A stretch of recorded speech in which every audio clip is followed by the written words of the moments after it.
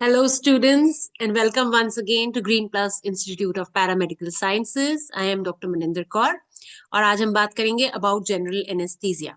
Now, general anesthesia हमें पता ही है as a topic for OT technician students as well as students doing diploma in anesthesia technician. To some extent, ophthalmic technician वालों को भी काम आता है because कभी-कभी उनके patients को भी GA दिया जाता है, right? तो इसमें हम क्या पढ़ेंगे? इसमें हम पढ़ेंगे अबाउट एग्जैक्टली क्या जीए होता है, कैसे दिया जाता है, क्या क्या चीजें होती हैं, क्या यूज होता है, राइट? सो व्हाट इज जीए? जीए और general anaesthesia is a state of controlled temporary loss of sensation, amnesia and consciousness along with inability to respond to the standardized surgical stimulus. तो अब इसको समझते हैं. कंट्रोल्ड मतलब ये हमारे कंट्रोल में है. हम ड्रग्स दे के उस हिसाब से उसको कंट्रोल करते हैं. हम चाहे तो उसको रिवर्स कर सकते हैं. ठीक है. टेम्पररी लॉस ऑफ सेंसेशन मतलब इरिवर्सिबल नहीं, ये फिर से वापस आ जाएगा, राइट? तो loss of sensation. Amnesia, amnesia मतलब याद नहीं रहेगा ये चीज. कॉन्शियसनेस मतलब जगा हुआ नहीं है पेशेंट. ठीक है. Loss of consciousness with inability to respond to the standardise surgical stimulus मतलब पेशेंट उस स्टिमुलस को या उस सर्जरी को जो आप इंसिशन दोगे, जो भी आप करोगे, उसको रिस्पॉन्ड नहीं करेगा, उसकी बॉडी उसको रिस्पॉन्ड नहीं करेगी. ठीक है. Now this involves basically 5 components. ठीक है. What are those 5 components? You have analgesia, pain नहीं होना. एमनीजिया, याद नहीं होना for that period of time, right? Muscle paralysis, तो मसल नहीं मूव करेंगे. अनकॉन्शियसनेस, कॉन्शियसनेस नहीं होगी. And there is suppression of reflexes, के रिफ्लेक्सेस नहीं आएंगे. ठीक है. Now general anesthesia will include a lot of components. The basic 4 steps of general anesthesia during the anesthesia per se, intraoperative अगर हम बोलेंगे तो induction, maintenance, emergence and post op होता है, recovery. और इसको सिर्फ recovery भी बोलते हैं. तो induction, maintenance, emergence and recovery. But अगर हम in totality बोले तो हम क्या क्या points के बारे में पढ़ेंगे? Will be about one is PAC, monitors, anesthesia machine, gases, vapors, drugs, fluids, airway management, muscle relaxation, positioning, post-op nausea, vomiting, post-op pain relief, ventilation, and hemodynamic monitoring. ठीक है.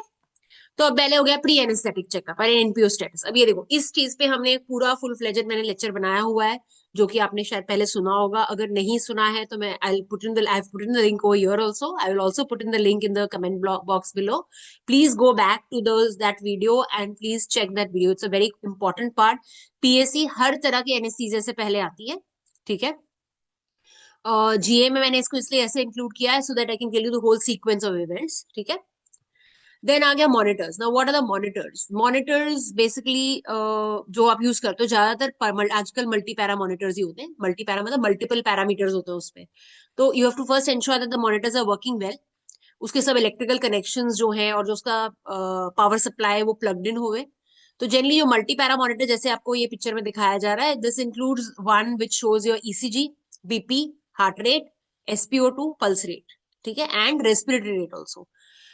जो थोड़े से एडवांस्ड होते हैं उसमें ईटीसीओ2 मॉनिटरिंग भी होती है, that is end tidal carbon dioxide monitoring. And BIS monitoring भी होती है, bispectral index. BIS is basically meant to know कि आपका ब्रेन कितना अवेक या सोया हुआ है ड्यूरिंग द सर्जरी. ठीक है. Then we have the anaesthesia machine. Generally 2 type की मशीन्स आपको देखने को मिलेंगी जब आप ओटीज में जाओगे. एक तो बॉयल्स अपैरेटस है, which is a very basic machine, जो सबसे पुरानी पहली एनेस्थीसिया मशीन कह लो हुई होगी लाइफ में. That is the right side वाला जो दिखाया जा रहा है. This is the boils apparatus. Okay. Oh sorry. That is the boils apparatus. या फिर एनेस्थीसिया वर्क स्टेशन हो सकता है. वर्क स्टेशन क्या होता है? वर्क स्टेशन में basically there is a ventilator which is incorporated into the anaesthesia machine itself, right? तो there is going to be जैसे आप ये देखोगे, जो लेफ्ट साइड वाला पिक्चर है, इसमें फ्लोमीटर्स होंगे, वेंटिलेटर होगा, वेपराइजर्स होंगे, बेलोज होंगे जो वेंटिलेशन करेगा, ट्यूबिंग्स होंगी अलग से, वैल्व होगा, स्कैवेंजर सिस्टम होएगा. इसमें जो है, इसमें सोडा लाइम वगैरह होता है, इसमें भी वेपराइजर होते हैं, फ्लोमीटर्स होते हैं, बट इसमें बस वेंटिलेटर नहीं होता है बॉयल्स अपैरेटस में. ठीक है. देन इसमें भी obviously you have to check for the power supply. Boyle's के लिए पावर सप्लाई की जरूरत नहीं होती है. जो दूसरा मशीन होता है उसमें पावर सप्लाई की जरूरत होती है. उसके अलावा सेल्फ चेक टेस्ट होता है. जो वेंटिलेटर वाली मशीन होती है, जो एनेस्थीसिया वर्क स्टेशन होते हैं जिनमें वेंटिलेटर होता है, इनबिल्ट वेंटिलेटर्स, तो उनमें एक सेल्फ चेक सिस्टम होता है. जब आप ऑन करोगे उसको तो उससे ऑटोमेटिकली सेल्फ चेक करेगा वो. तो उसके आपको बस स्टेप फॉलो करने होते हैं. तो कब वो वाल्व बंद करने को, वाल्व खोलने को कहेगा, उस हिसाब से वो पूरी मशीन को खुद से चेक करेगा। अदरवाइज आपने ट्यूबिंग अटैच करके, जैसे स्पेशली बॉयल्स अगर, तो आपने ट्यूबिंग अटैच करके उसमें इन्फ्लेट करके एयर पुश करके, ऑक्सीजन पुश करके चेक करना है कि आपकी ट्यूबिंग सही है, आपका कहीं पे भी कोई सर्किटरी में लीकेज है कि नहीं है। ठीक है, that is the whole thing, that is self check test basically. उसके अलावा आपने ऑक्सीजन सप्लाई की, दूसरी गैसेस की सप्लाई की, इनहेलेशन एजेंट्स आपके उसमें वेपराइजर में भरा हुआ है कि नहीं भरा हुआ है, कितना जरूरत है उतना है कि नहीं है, फिर सोडा लाइम फ्रेश है कि नहीं फ्रेश है, ये भी आपने साथ में चेक करना होता है। There is also another lecture on anaesthesia machine which would be coming in the future, तो वो प्रॉपर पूरा मशीन को एक्सप्लेन करेगा, आप वो भी अटेंड कर सकते हैं। Then this is the circuit that you going to attach, जो वेंटिलेटर सर्किट अटैच होता है। जनरली जो न्यू मशीन्स हैं, जो मतलब वर्क स्टेशन हैं, उनमें ऐसे वाला वेंटिलेटर सर्किट होता है। जो बॉयल्स अपैरेटस होता है उसमें जनरली जो हमारा बेसिक सर्किट होता है, हम वही यूज करते हैं। ठीक है, and this is the laryngoscope and blade. अब ये हो गया हमारा एनेस्थीसिया मास्क। अभी एनेस्थीसिया मास्क तीन टाइप के जनरली आपको देखने को मिलेंगे। एक तो प्लास्टिक वाले होते हैं, okay, which would be more like this. इसी में बेटर वैरायटी जो आती है, वो इनफैक्ट जो बेस्ट वैरायटी है आजकल काफी लोग यूज करते हैं, silicon mask. And the third one is carbon impregnated. जो आप देखोगे कि ब्लैक कलर के मास्क होंगे, वो बेसिकली कार्बन इम्प्रेग्नेटेड होते हैं। वो भी बहुत बेनिफिशियल होते हैं, उनके भी अपने एडवांटेजेस हैं as compare to the silicone ones, and disadvantages भी हैं। ठीक है, तो all you need to know about is the edge a mask, है ना, कि ये मास्क यूज होता है। उसके अलग अलग साइजेस होते हैं। ठीक है, वो साइज जो है 00 से शुरू हो जाता है, 0 से शुरू हो जाता है, सॉरी, एंड 5 तक जाता है, 0 1 2 3 4 5। ब्लेड का साइज 00 या 000 से भी शुरू होता है, लेरिंगोस्कोप ब्लेड का, and it can go up to 5। ठीक है, 000 से 5 तक भी जाता है। ठीक है, देन मास्क हो गया। इसमें again see the plastic ones are generally colour coded also. ठीक है, ये देखो, ये हम देख रहे हैं, और दिस इज सिलिकॉन मास्क। आप देखो कि थोड़ा सा इसमें येलोइश टिंज होता है, दैट इज सिलिकॉन वाला। ठीक है, इसमें there is it's going to be, this is how you will measure कि आप कौन से साइज का मास्क किस पेशेंट के लिए यूज करते हो, from the glabella to the chin. ये यहाँ से यहाँ तक कवर होना चाहिए पूरा। उसका जो वी होता है ऊपर की तरफ आता है, जो ब्रॉड होता है वो नीचे को आता है। अगेन जो इक्विपमेंट है ना, इस पे अलग लेक्चर्स बने हैं, तो आपने वो वाले अलग से सुनने पड़ेंगे आपको। This is just an overview of what equipment that you'll be using, right. फिर आ गया हमारे एयरवेज। एयरवेज देखो, जो इधर वाले हैं, these are the oral airways. These are the oral airways that you can see, okay. तो इसमें भी अगेन 00 से लेके 5 तक के एयरवेज होते हैं। ठीक है, अलग अलग साइज, अगेन कलर कोडेड होता है ये भी। ठीक है, ये कलर कोडिंग्स जो हैं, I will try and send it to you in your group so that you have better idea of that. Then you have nasal airways. Nasal airways का शेप देखो अलग होता है, लेंथ अलग होती है। ये जनरली सिलिकॉन के होते हैं। ठीक है, और ये जो होते हैं ये प्लास्टिक के होते हैं, ओरल एयरवेज जनरली, है ना। सिलिकॉन के भी आते हैं, बट जनरली प्लास्टिक के यूज किए जाते हैं। So there is a different way of knowing. Oral airway को आप यहाँ से लेके, एंगल ऑफ द माउथ से लेके ईयर के टिप तक, ईयर लोब के टिप तक, यहाँ से यहाँ मेजर करते हैं, तो आपको समझ में आता है कि कौन से पेशेंट को कौन सा साइज लगेगा। देन जो नेजल होता है, वो जनरली पेशेंट के टिप ऑफ द फिंगर को आप उसमें इंसर्ट करके देखते हो कि अगर वो सही सही बैठ रहा है, तो वो जनरली एयरवे पेशेंट का यूज होएगा। देन सक्शन मशीन फंक्शनिंग हो, ये आपने चेक करनी होती है। उसके अलावा ऑक्सीजन फेस मास्क या नेजल प्रॉन्ग, देखो दो फोटोज है यहाँ पे। ये जो मास्क सा लगा, this is a face mask, oxygen, simple oxygen face mask, and this is a nasal mask, nasal prongs भी कहा जाता है उसको। तो this should be available. Then gases and vapours, आपके सिलेंडर्स अवेलेबल होने चाहिए जो जो आपको जरूरत पड़ती है। एक हमें बेसिक पता है कि ऑक्सीजन, है ना। अभी इसमें ना किसी भी सिलेंडर में again there are two parts, there is a body and there is a shoulder जो दिया जाता है, या कॉलर भी बोलते हैं उसको। तो अगर आप ये ऑक्सीजन सिलेंडर को देखोगे ध्यान से, तो ये नीचे ब्लैक है और ऊपर व्हाइट है ना। तो the body is black and the shoulder या द कॉलर इज व्हाइट। तो ये इसको याद भी ऐसे करना होता है, ये कलर कोडिंग होती है। I show you in the next slide also, कि अलग अलग कलर कोडिंग्स होती है अलग अलग गैसेस की। That is how you will not mix, वरना आपको कैसे समझ में आएगा ना कौन सा गैस फटाफट में लगा दिया, कोई गलत लगा दिया, कैसे पता चलेगा।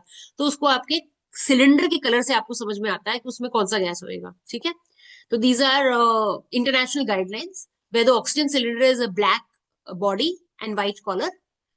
जो एयर सिलेंडर होता है वो ग्रे बॉडी होती है और व्हाइट कॉलर होता है। जो नाइट्रस ऑक्साइड का सिलेंडर होता है वो ब्लू कलर का होता है, blue body and blue colour, ठीक है।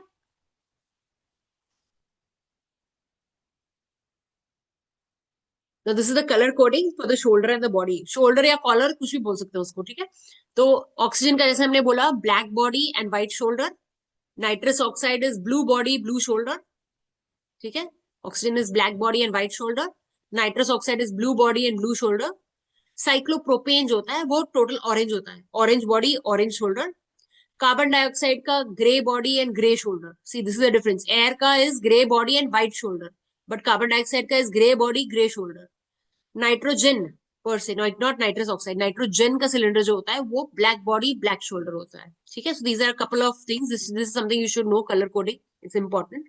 Again these are MCQ questions, colour coding of cylinders, colour coding of air mask, sorry oral airways of face mask, ये सब बड़े टिपिकल एमसीक्यू क्वेश्चंस होते हैं आपके।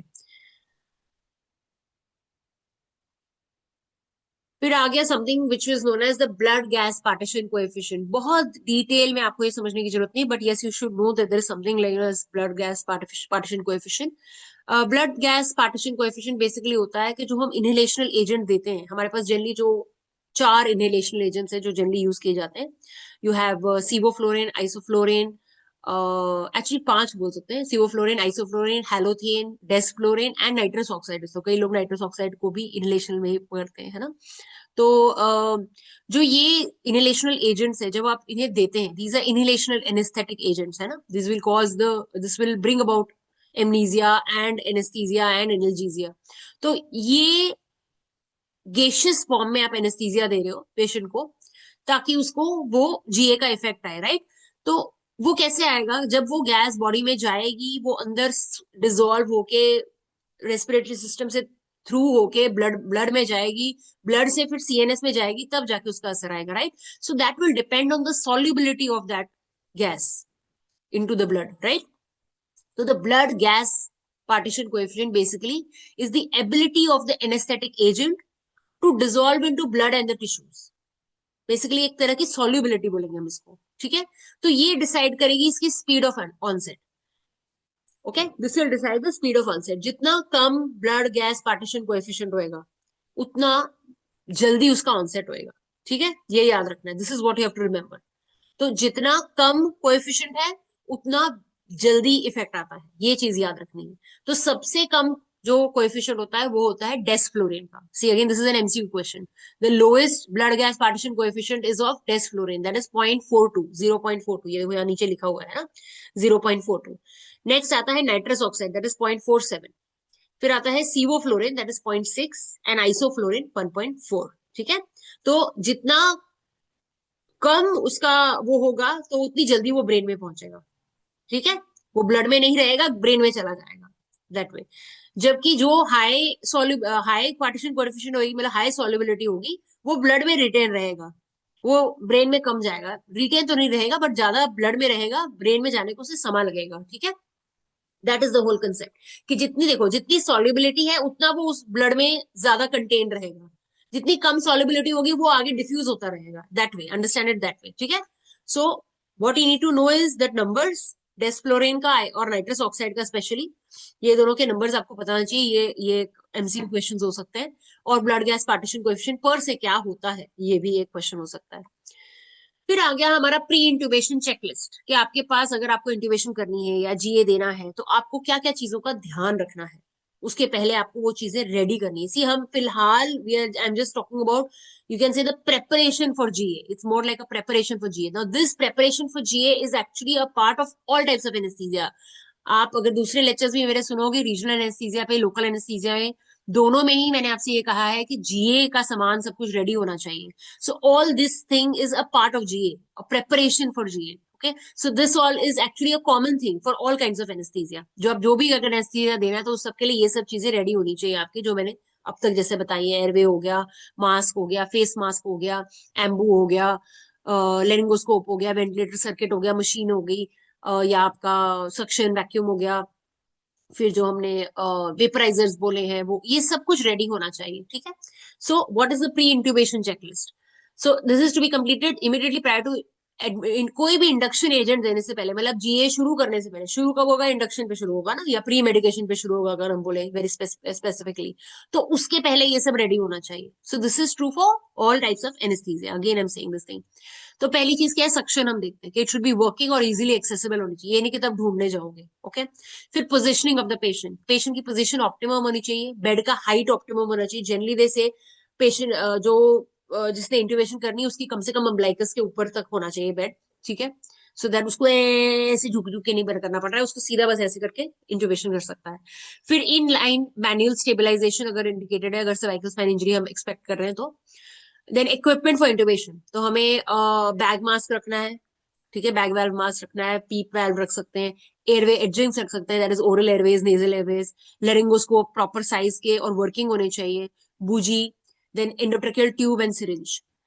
फिर end tidal CO2 ideally should be available because that is one of the gold standard indicators के tube जो है अंदर ही डली हुई है, तो वेव फॉर्म आपको मॉनिटर पे नजर आएगा.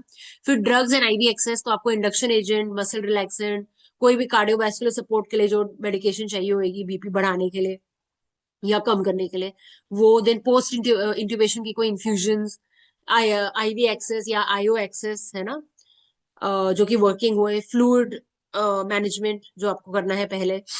फिर बैकअप एयरवे, अगर आपका इंट्यूबेशन नहीं हो पा रही है, ईटीटी नहीं डल पा रही है, तो क्या डालोगे, तो एलएमए रेडी होना चाहिए अप्रोप्रिएट साइज का, लेरेंजल मास्क एयरवे. सर्जिकल एयरवे की भी तैयारी कर सकते हो, जो सर्जिकल किट होती है जो आप अगर ट्रेकोस्टमी करोगे. Then oxygen should definitely be available, has to be check कि आपका बैग मास्क उसमें से प्रॉपर चल रहा है, सर्किटरी सही है आपकी, आपके जो वेंटिलेटर सर्किट है उसमें कोई गड़बड़ ना हो. ठीक है. जो बेन्स अपैरेटस है, जैसे बॉयल्स में हम बोल रहे हैं बेन्स अपैरेटस लगेगा, सॉरी बेन्स सर्किट लगेगा, तो बेन्स सर्किट आपका रेडी होना चाहिए अगर बॉयल्स है. अगर वेंटिलेटर वाला है तो वेंटिलेटर सर्किट अवेलेबल होना चाहिए, वर्किंग होना चाहिए, विदाउट लीकेज होना चाहिए. ऑक्सीजन ऑन होनी चाहिए, oxygen mask nasal prongs available होनी चाहिए. मॉनिटरिंग में SpO2 मॉनिटर करोगे, बीपी मॉनिटर करोगे, हार्ट रेट मॉनिटर करोगे. ठीक है. ब्रीफिंग में क्या है, आपको ये पता होना चाहिए कि कौन से बंदे ने क्या करना है, कि हाँ भाई ये बंदा ड्रग्स देगा, ये स्टाफ जो है ये ड्रग्स देगा, ये स्टाफ जो है बीपी वगैरह का सिस्टम देखेगा, ये स्टाफ फ्लूइड देखेगा, ये स्टाफ इंट्यूबेशन में हेल्प करेगा, स्कोप वगैरह देगा, फिक्सेशन का सामान देगा, है ना. एंड रैपिड सीक्वेंस इंट्यूबेशन अगर करनी पड़ रही है तो उसके लिए रेडी रखना है, प्लस बैकअप प्लान रेडी रखना है कि अगर बाई चांस इंट्यूबेशन नहीं हुई तो मास्क एयरवे वगैरह जो आपको यूज करना है या सर्जिकल एयरवे यूज बनाना है तो उसके लिए रेडी रहना. ठीक है. Now we come to the actual GA, कि एक्चुअली जीए में हम क्या देते हैं. ये सब प्रेपरेशन था, फिर से बता रही हूँ, प्रेपरेशन जो है वो हर तरह के एनेस्थीसिया के लिए होगी, whether you are giving regional, local, general, जो मर्जी एनेस्थीसिया, मैक हो रहा है तो भी ये सब प्रिपरेशन सब सब तरह के एनेस्थीसिया के लिए यूज की जाती है. तो if a question comes what is the preparation that you will do for anaesthesia, it will include all of this. ठीक है, जो अब तक हमने पढ़ा. अब आ जाता है जीए. जीए में पर से हम क्या क्या करते हैं, तो first step of GA is basically pre medication. ठीक है. Pre medication is like a starting, शुरुआत है ना. प्री मेडिकेशन क्या होती है, ये बेसिकली हेल्प करती है. कुछ ड्रग्स होते हैं जो हम शुरू करने से पहले देते हैं, है ना, इंडक्शन करने से पहले देते हैं. इनका अपना अपना रोल होता है विच विल असिस्ट और यू कैन से हेल्प ड्यूरिंग द एनेस्थीसिया. तो इसका पर्पस क्या है, एक इसका पर्पस होता है सिक्रीशन रिड्यूस करना, it will reduce secretion. It will bring about pre-emptive analgesia. Pre-emptive analgesia मतलब कि पेन होने से पहले ही पेन का पाथवे बंद कर देना या ब्लॉक कर देना, कि ताकि पेन होवे ना.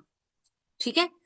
ये कहते हैं ना, कोई चीज होने से पहले ही प्रिकॉशन ले लिया उसको, उस तरह से ये पेन होने से पहले ही पेन किलर दे दिया, वो वाली चीज है, that is known as preemptive analgesia.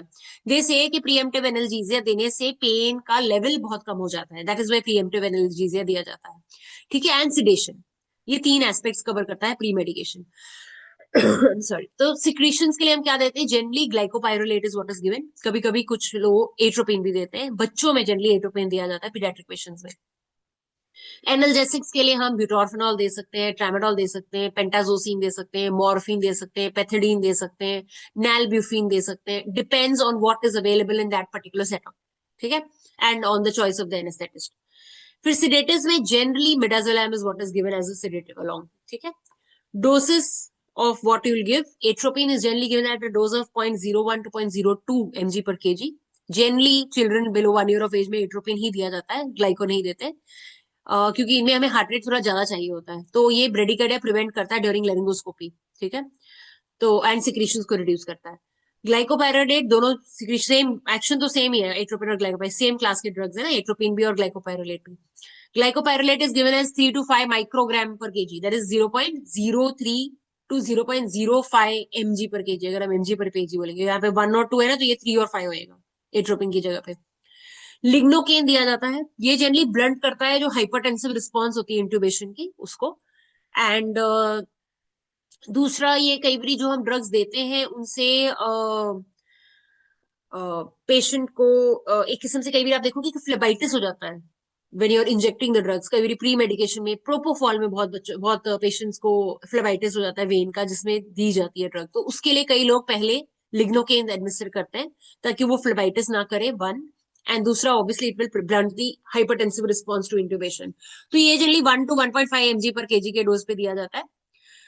Lignocaine वो दिया जाएगा जो आईवी के लिए अलाउड है, जिसमें प्रिजर्वेटिव नहीं होता है, जिसको आमतौर पे आप देखोगे ओटीज में तो वो जाइलोकार्ड के नाम से आपको मिलेगा, ठीक है। That is the one that you give which you can give IV, okay, वो वाला दिया जाता है।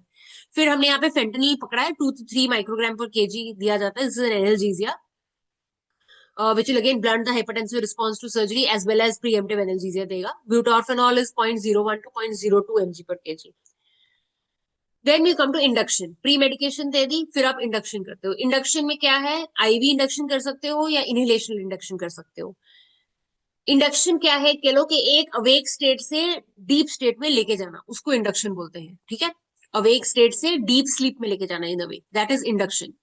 तो आईवी बहुत कॉमनली, मोस्ट कॉमनली जो आप अपने सेटअप्स में देखोगे is that people use propofol. Propofol is that white colour का लिक्विड जो आपको दिखेगा, ठीक है। ये generally 2 to 3 mg per kg के डोज के हिसाब से दिया जाता है।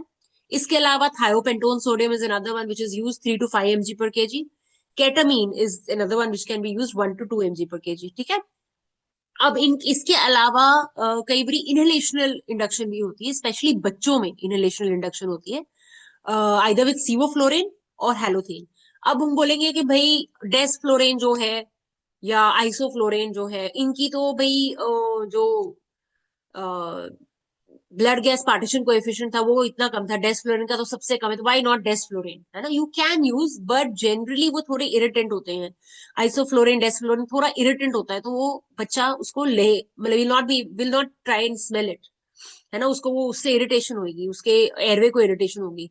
तो बेस्ट अगर नॉन इरिटेंट बोलेंगे तो halothane and sevoflurane are most least irritant to the airway. As a maintenance inhalation agent आप कोई भी यूज कर सकते हो, बट इंडक्शन के लिए जनरली सीवोफ्लोरेन या हेलोथेन ही यूज किया जाता है। Again everyone has different way to use it. कई लोग 1% पे शुरू करके यूज करते हैं, कई लोग 2 या 3% पे शुरू करके फिर इसको रिड्यूस करके 1 तक लेके आते हैं। तो it is variable with the anaesthetist that you be working with. Next आ जाएगा मसल रिलैक्सेशन। अब आपने इंडक्शन कर दिया, फिर आप मसल को रिलैक्स करोगे, उसके बाद इंट्यूबेशन करोगे, है ना।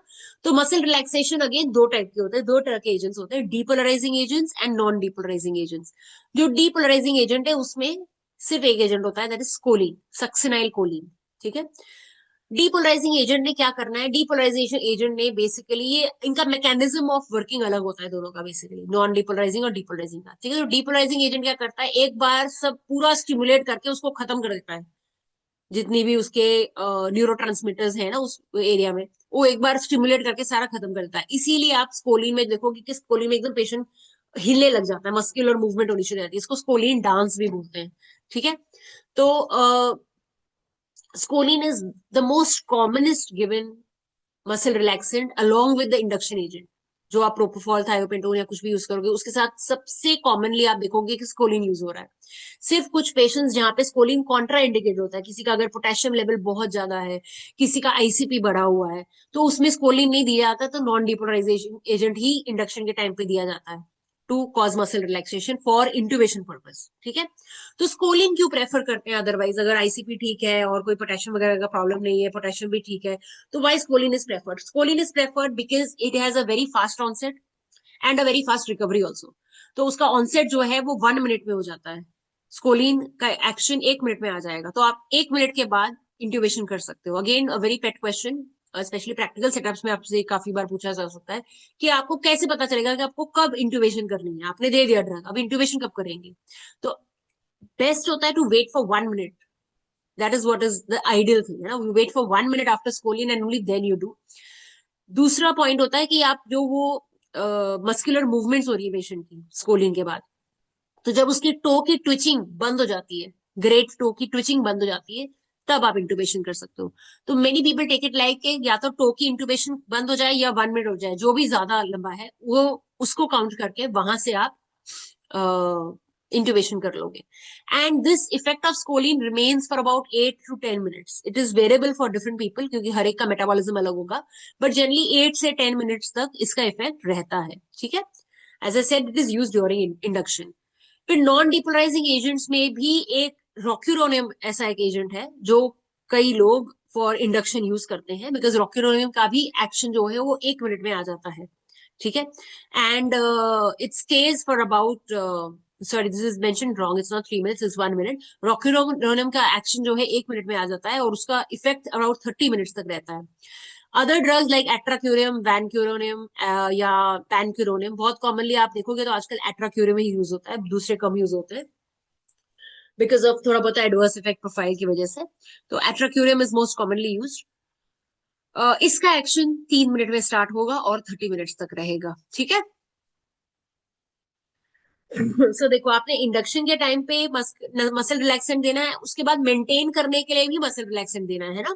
तो मेंटेन करने के लिए आप स्कोलिन कभी भी रिपीट नहीं की जाती है. Another very important thing that you should know is scoline is never repeated. Second dose of scoline कभी नहीं देते हैं. ठीक है. तो रिपीट करने के लिए हमेशा नॉन डिपोलराइजिंग एजेंट ही यूज किया जाएगा रिपीटेशन के लिए. ठीक है. जब बाद में मेंटेन करना है उसको.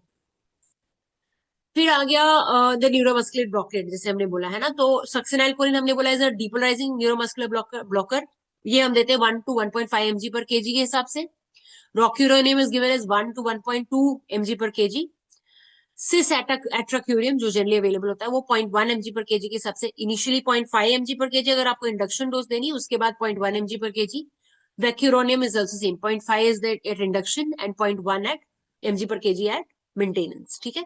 अब फर्क क्या है देखो, अगर आप ध्यान दोगे तो रॉक्यूरोनियम और वैक्यूरोनियम जो है ये दोनों की हिपैटोबिलियरी एक्सक्रीशन होती है, जबकि सिस एट्राक्यूरियम की हॉफमैन डिग्रेडेशन होती है. You need not know the name, all you need to understand is this that because there is Hofmann degradation of cis atracurium, इस वजह से जो रीनल फेलियर के पेशेंट्स हैं, जो लिवर फेलियर के पेशेंट्स हैं, उनमें आप एट्राक्यूरियम दे सकते हो. It is safe to give atracurium in those patients. That is the whole reason why rocuronium और वैक्यूरोनियम से लोग एट्राक्यूरियम पे आ गए हैं अभी. ठीक है. पहले वैक्यूरोनियम पैनक्यूरोनियम बहुत यूज किया जाता है. पैनक्यूरोनियम का बहुत लंबा एक्शन रहता था, ऑलमोस्ट कई बार 45 मिनट्स तक, 60 मिनट्स तक पैनक्यूरोनियम का एक्शन रहता होता था. कभी कभी एक्सटुबेशन होने के बाद से फिर से डीप हो जाता था पेशेंट पैनक्यूरोनियम की वजह से. तो उसकी वजह से पैनक्यूरोनियम तो बहुत पहले बंद हो गया कह लो यार, ऑलमोस्ट नहीं यूज होता.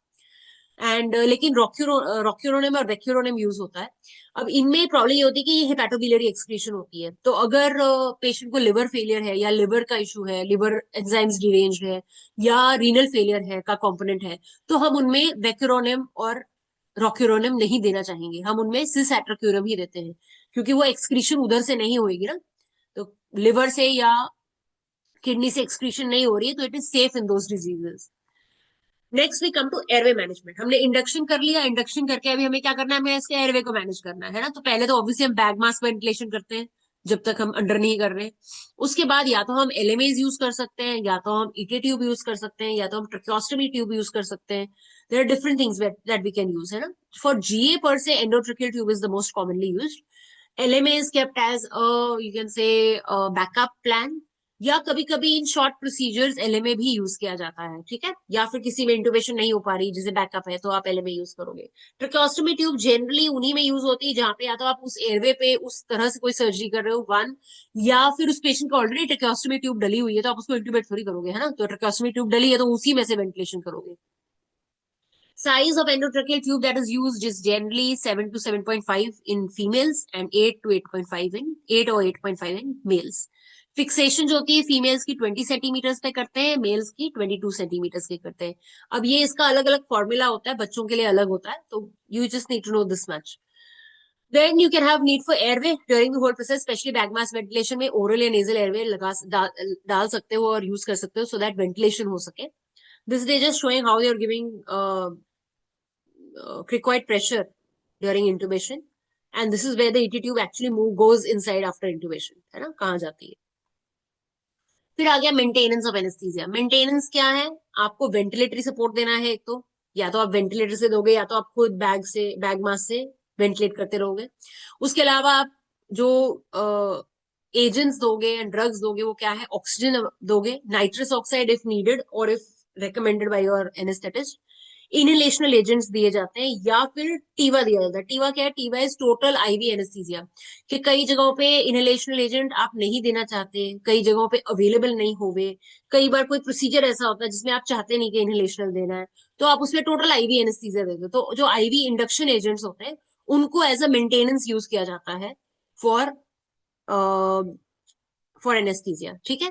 उसके अलावा आप non depolarising muscle relaxants, sorry again it's written wrong here, non depolarising muscle relaxants देते हो फॉर मेंटेनेंस, ठीक है। जैसे मैंने आपको बोला कि स्कोलिन कभी भी रिपीट नहीं की जाती है, आप जो एट्राक्यूरियम या वैक्यूरोनियम जो आप दे रहे हो या रॉक्यूरोनियम दे रहे हो, आप वो मेंटेनेंस के लिए दोगे। अब एक चीज इसमें ये भी समझने वाली बात है, आपको ये हमेशा ध्यान रखना है कि या तो कोई इनहेलेशनल एजेंट या टीवा, इस दोनों में से कोई एक चीज देनी ही देनी है।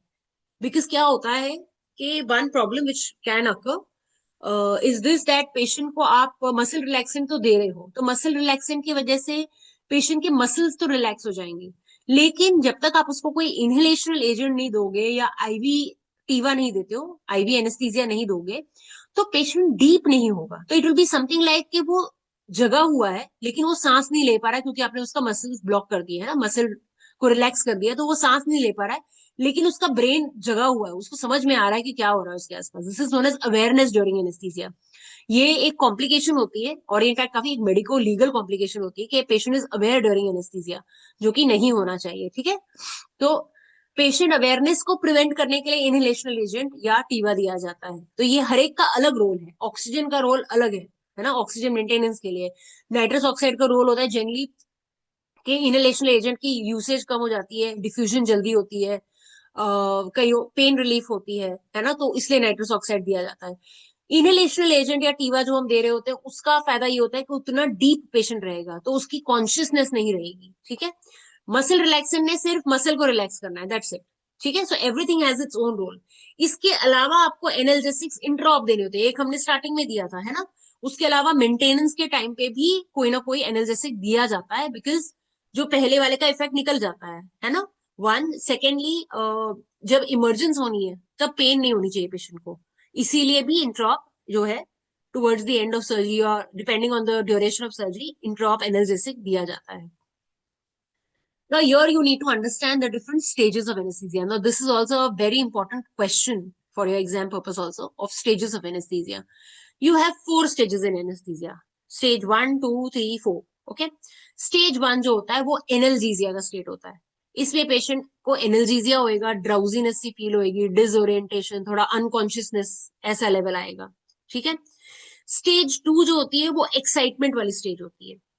यहाँ पे मतलब पहले में जैसे कह लो सो गया, अगले में एक्साइटमेंट आ रही है, डेलीरियम आ रहा है, कोई अनकंट्रोल्ड मूवमेंट्स भी हो सकती है। आप कई बार देखोगे कि प्रोपोफॉल दिया या आपने इंडक्शन एजेंट दिया, उसके बाद पेशेंट की अनकंट्रोल्ड मूवमेंट, यहाँ पे हम स्कोलिन की मूवमेंट की बात नहीं कर रहे हैं, ठीक है, हम इंडक्शन एजेंट के हिसाब से बता रहे हैं। तो there can be excitement, delirium, uncontrolled movement, थोड़ी इरेगुलर सी ब्रीदिंग आपको लगेगी कि पेशेंट की हो रही है, लैरिंगोस्पैज्म होने का चांस होता है इस स्टेज में, स्टेज 2 में, ठीक है। फिर आता है stage 3, this is basically surgical anaesthesia.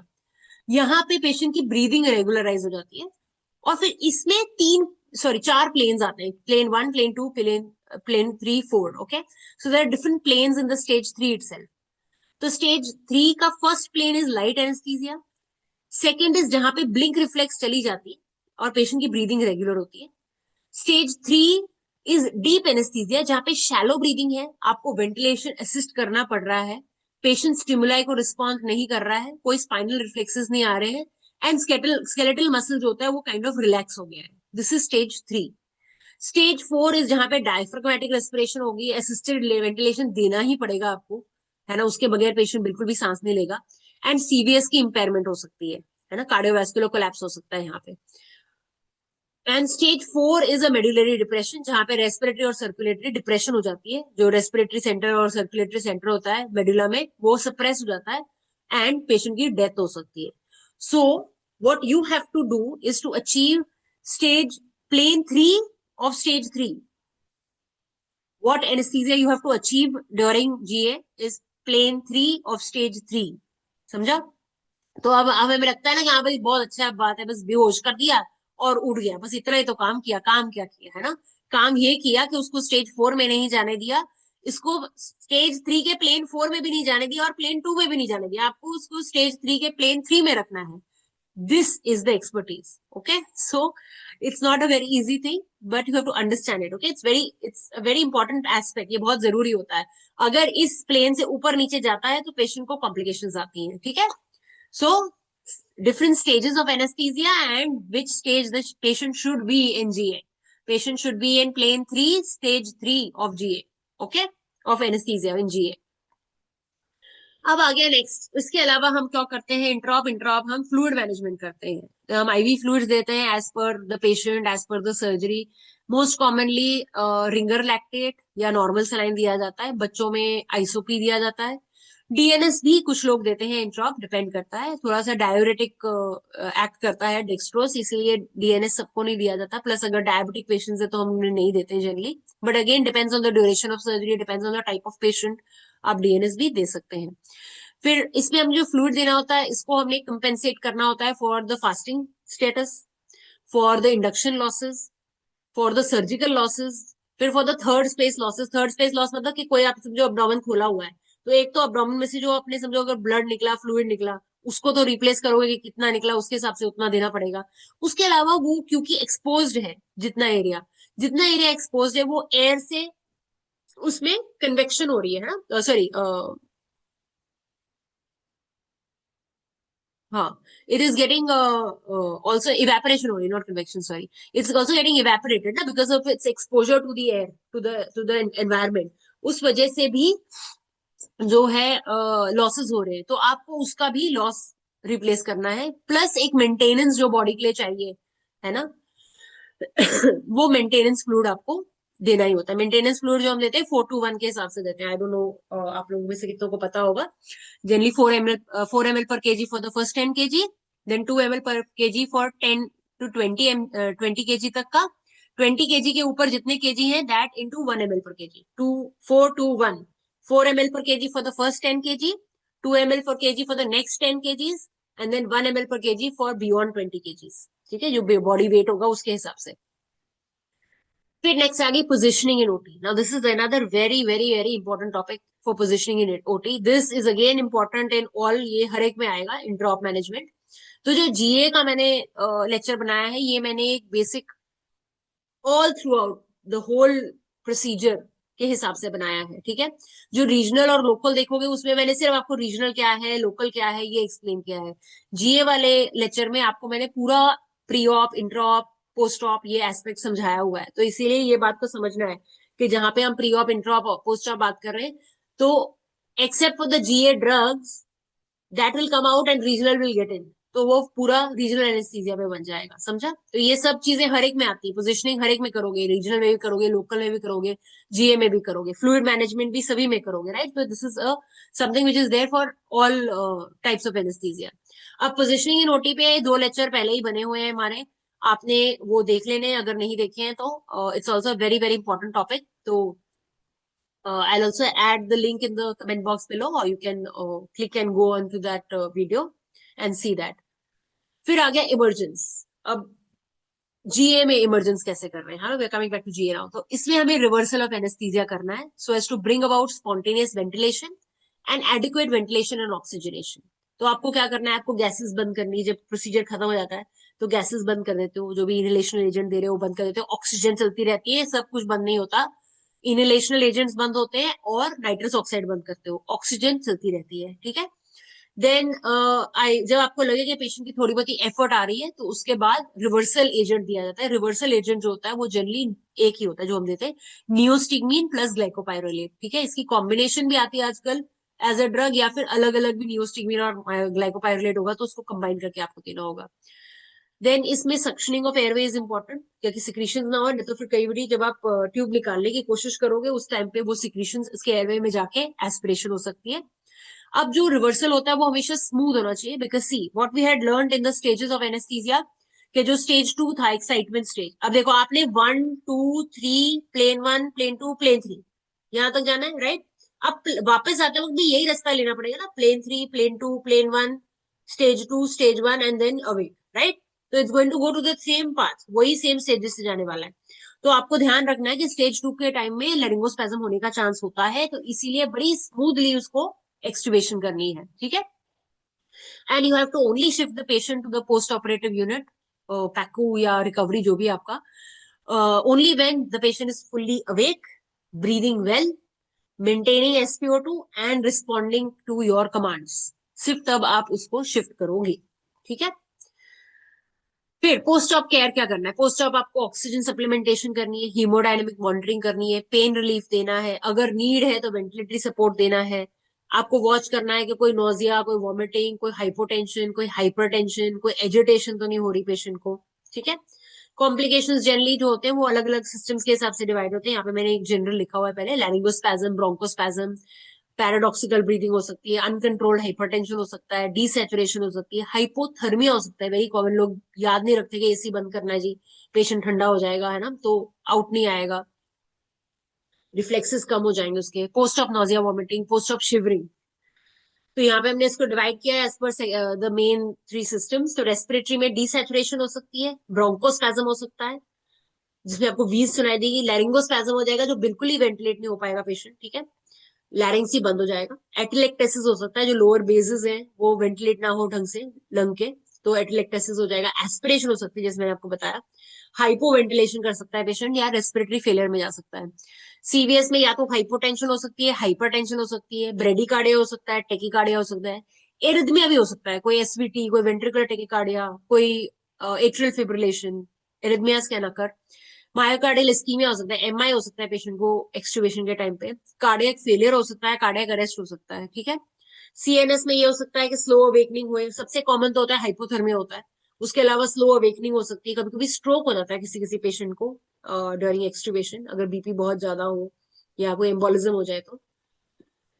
Now once you have shifted the patient to the post operative unit, या जिसको हम रिकवरी यूनिट कहते हैं, वहां से आप पेशेंट को कब बाहर शिफ्ट करोगे? Now this is decided by the modified Aldrete score. ये भी एक प्रॉपर पेट क्वेश्चन होता है, मॉडिफाइड एल्ड्रेट स्कोर क्या है? इसमें बेसिकली हम 5 पैरामीटर्स देख रहे होते हैं मॉडिफाइड एल्ड्रेट स्कोर में, और हर पैरामीटर को हम 0 1 2 की रेटिंग देते हैं, ठीक है, स्कोर देते हैं। तो जब पेशेंट का अगर score is beyond 8, only then you will shift outside, ठीक है? मैक्सिमम स्कोर 10 होता है। तो क्या पैरामीटर्स है? पहला पैरामीटर इज सैचुरेशन। तो SpO2 is more than 90% on room air, तो दो पॉइंट मिलेंगे। अगर अगर मोर देन 90% विद ऑक्सीजन है तो 1 दोगे, अगर लेस देन 90% विद ऑक्सीजन है तो 0 दोगे। तो अगर तो रूम एयर पे ही 90 से ज्यादा उसका सैचुरेशन आ रहा है तो 2 मार्क्स, अगर ऑक्सीजन देनी पड़ रही है लेकिन ऑक्सीजन के साथ 90 से ऊपर आ रही है तो 1 मार्क, अगर ऑक्सीजन देने के बावजूद भी 90 से कम है तो 0 मार्क्स, ठीक है? फिर रेस्पिरेशन में अगर patient is breathing deeply and is coughing freely तो उसको 2 मार्क्स मिलेंगे, 2 पॉइंट्स मिलेंगे। अगर पेशेंट थोड़ा डिस्मिक है, थोड़ी शैलो या लिमिटेड ब्रीदिंग कर रहा है, सही से ब्रीदिंग नहीं कर रहा है, थोड़ा कम ब्रीथ कर रहा है, तो वो 1 मिलेगा। अगर बिल्कुल ब्रीथ नहीं कर रहा है, एपनिया मतलब लैक ऑफ रेस्पिरेशन, अगर ब्रीथ नहीं कर रहा है तो 0।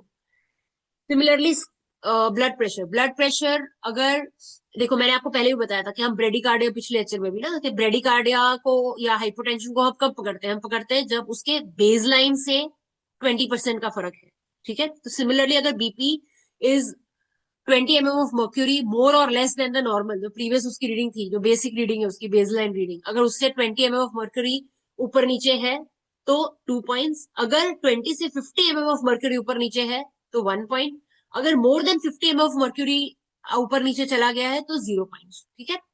फिर कॉन्शियसनेस में if the patient is fully awake 2, if the patient is arousable on calling, आप उसको बुलाते हो और वो रिस्पॉन्ड कर रहा है तो 1, अगर पेशेंट बिल्कुल ही रिस्पॉन्ड नहीं कर रहा है तो 0।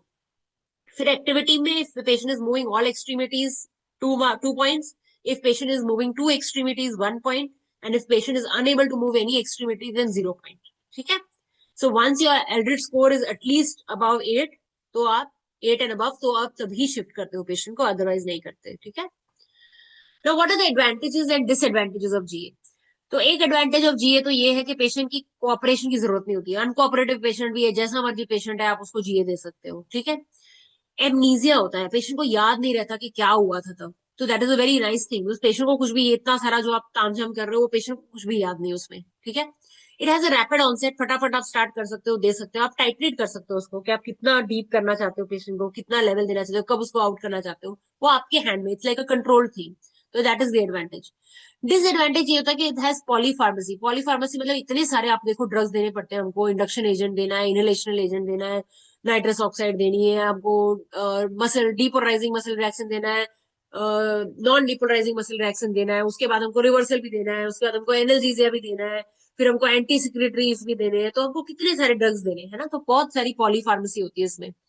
फिर इससे एलर्जिक रिएक्शन के चांसेस भी काफी होते हैं, and it's also most of the time very difficult to know about the allergic reaction, because patient नहीं बता पाएगा ना, पेशेंट तो सो रहा है, पेशेंट तो डीप है, तो ये आप ही को मैनेज करना पड़ेगा और समझना पड़ेगा कि कोई एलर्जिक रिएक्शन हुआ।